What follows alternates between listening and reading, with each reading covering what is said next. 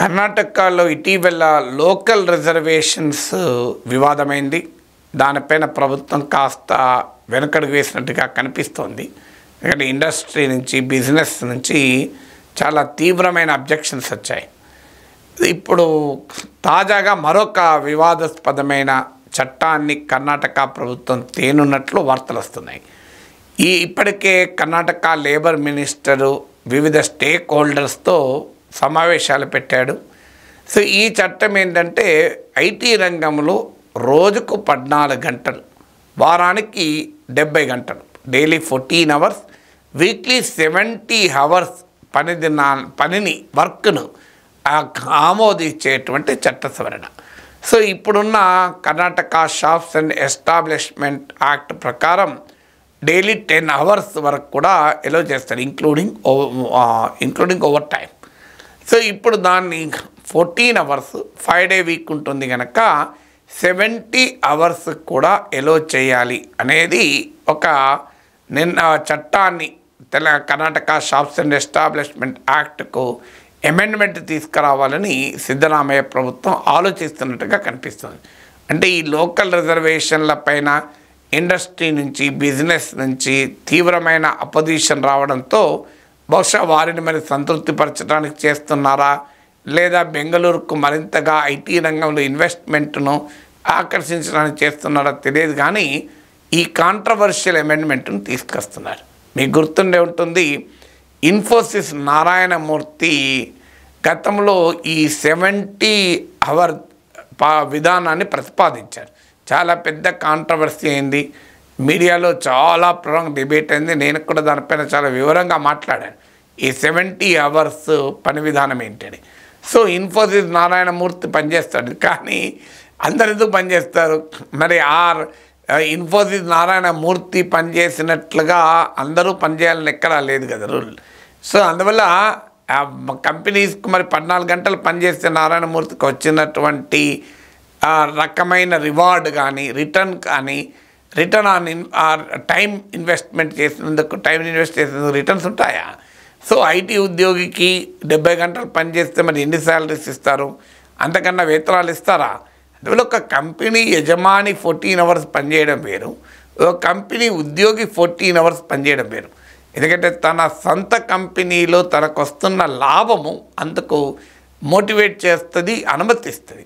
కానీ మరి ఇన్ఫోసిస్ నారాయణమూర్తి కానీ కర్ణాటక రాష్ట్ర ప్రభుత్వం కానీ 70 అవర్స్ పనిచేయాలని చెప్తున్నారు తప్ప దానికి తగ్గట్టుగా ఐటీ కంపెనీలు తమ లాభాల్లో వాటా ఉద్యోగులకు ఇవ్వాలని చెప్తున్నారా? ఎందుకంటే వారి శ్రమపైనే ఆధారపడే సంపాదన, పోనీ వారి శ్రమతో సంబంధం లేని సంపాదన అయితే నేను ఒప్పుకోగలను. సో ఆ యజమాని తెలివితేటలతోనో ఆ యజమాని సామర్థ్యంతోనే వచ్చిన ఆదాయం అనుకోండి, ఆ యజమాని వేరు. కానీ ఐటీ కంపెనీ జాబ్ అలాంటిది కాదు. ఇప్పుడు ఒక డాక్టరో ఒక లాయరో ఉదాహరణగా తీసుకుందాం.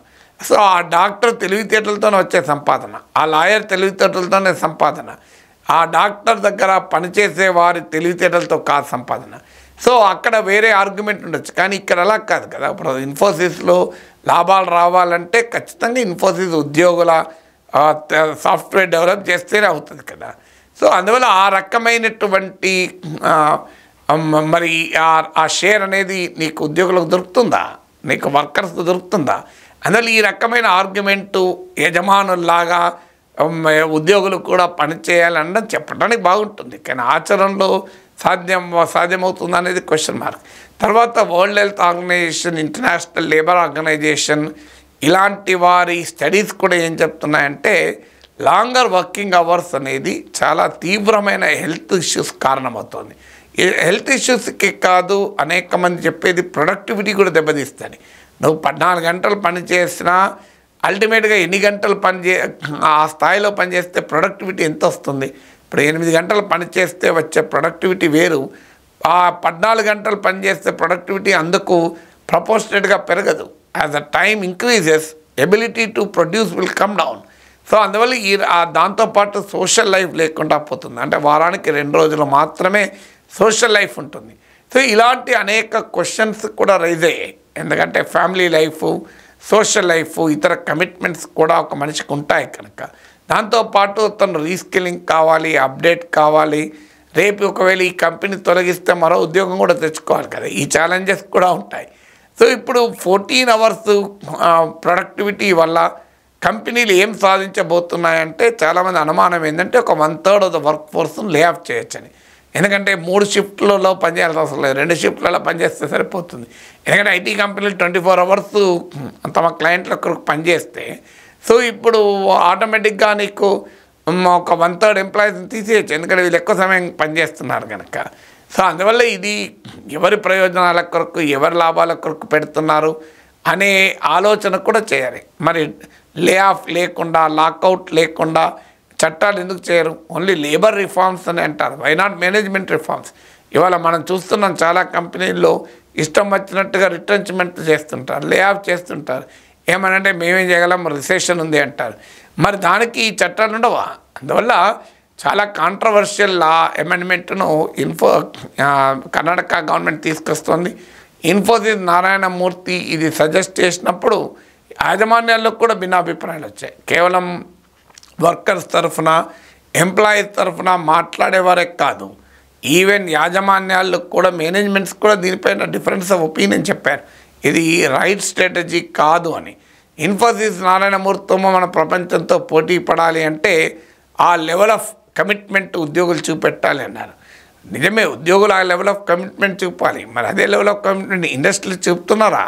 దేశంలో నైపుణ్యాలు పెంచడానికి, స్కిల్ డెవలప్మెంట్ కానికి, ఎంప్లాయ్మెంట్ క్రియేట్ చేయడానికి, రీస్కిల్లింగ్ చేయడానికి అదే రకమైన కమిట్మెంట్ కూడా యాజమాన్యాలు కూడా చూపాలి కదా.